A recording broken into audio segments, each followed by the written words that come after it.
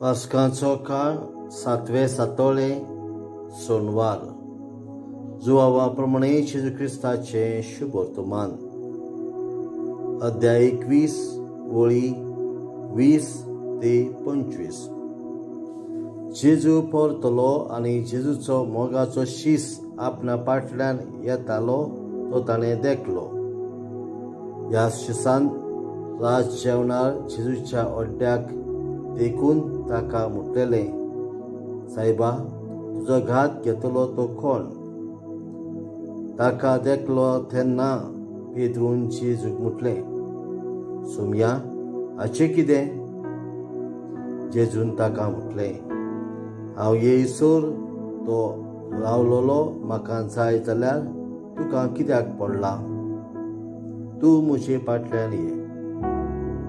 हो शीस मोरचो ना म्हूण भावा मदें खबर जाली, पूण तो मोरचो ना अशें जेजून पेद्रूक म्हटलें ना. बगोर, हांव येयसर तो रावतलोलो म्हाका जाय जाल्यार तुका कित्याक पडला? हो शीस ह्या वस्तूंची गोवाय दिता. ताणेंच ह्यो वस्तू बरोवन दवरल्यात आनी ताची गोवायकी खरी म्हूण आमी जाणा. जेजून केल्ल्यो आनीकूय जायत्यो वस्तू आसात.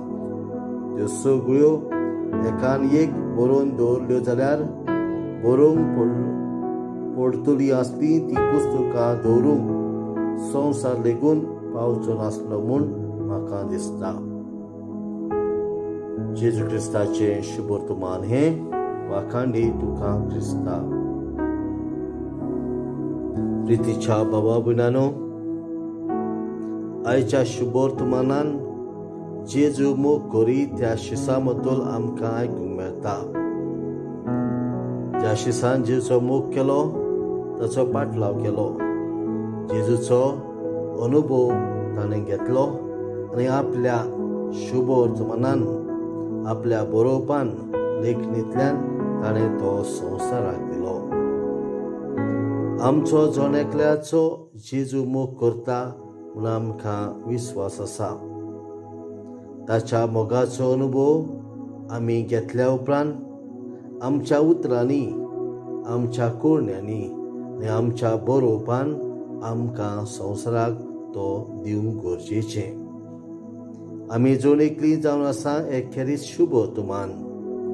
आमच्या जिविताच्या शुभ वर्तमानान आमी अनुभवलो जेजूचो मोग आमच्या समाजान दुसऱ्यांक दिवंक आनी ताचे गोवाय जावंक देवाची कृपा आनी पवित्र आत्म्याची स्फूर्ती आमकां मागुया. आमेन.